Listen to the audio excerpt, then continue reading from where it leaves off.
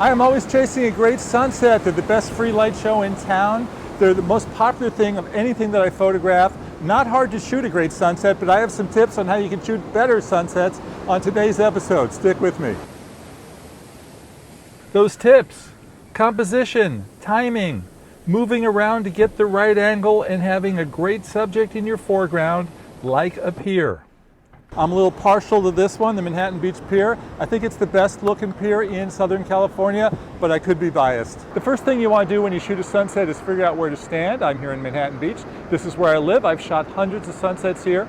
And the question is, above, straight on, to the right, this side of the pier, or this side? Let's start here on the right side parking lot, which of course overlooks the pier and those giant palm trees.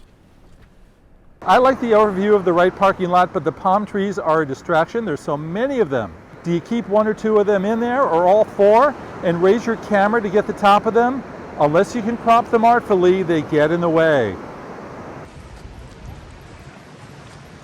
Now this side is less challenging, but there's only one good spot here, and this is in between those palm trees. Straight on is an interesting angle to see the sunset on the side of the pier. It's great for smartphones with wide angle views. Those of you with a camera can zoom in and make the sun appear a little larger, but you will get distractions from all the people. I prefer being right down here in the sand, feeling the power of the waves, smelling the salt air.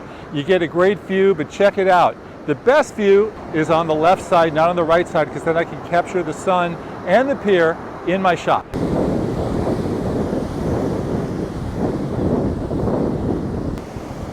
As you can tell, now we got it. Remember that the best part of the sunset hasn't even happened yet. Yes, the sun has gone down, but the colors are going to get really incredible in about 10 to 15 minutes. Some of my best sunsets have arrived 20 to 25 minutes later.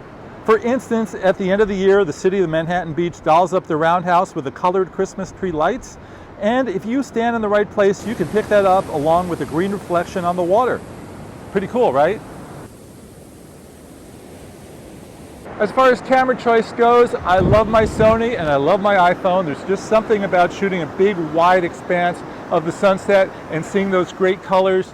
And something about the computational photography just really makes it work. Either way, the camera's in your pocket, or you got your big camera, which is going to be better for zooming in on the sun if that's what you want to do. Either way, you can't go wrong. Also, don't forget about time lapses. They're a lot of fun. They show the world changing from day to night, and that's a lot of fun to watch. The secret, once again, is positioning, where you choose to stand, and your composition. Generally, you want a wide shot to show the sweeping scenery and the majesty of the great moment, and of course, timing. Please don't be in a rush to leave, because you may miss the best part. Okay, so the final ingredient for a really cool sunset shot, there's an app for that. My go-to photo app is Adobe Photoshop Lightroom Mobile. It's a free app. I can pretty much dramatically improve any photo within a few seconds and a few clicks in the Lightroom app. What you do is open up your photo and use the sliders. I'm a big fan of the blacks, the exposure, the whites. They basically bring out the colors. And then we go to effects and hit the dehaze button. That will make your skies a little darker and again a little richer. Now if you'd like to go a little further, you can use Lightroom on the computer and a plugin called Color Effects from Nik Software. The Nik software has a 2-week free trial. It's definitely worth checking out, and the Lightroom software starts at $10 monthly. And it's the same setup, the sliders: exposure, whites, blacks, and dehaze. Those are the magic ingredients for this photo. But watch what happens when we take it into Nik Effects. There's one slider I'm going to use here. It's called Graduated Neutral Density. It's basically the same thing as putting a filter on your camera to make the sky a little darker, which in turn, for a sunset, makes the colors a lot richer. I think it's pretty cool. Let's look at before and after and let you decide.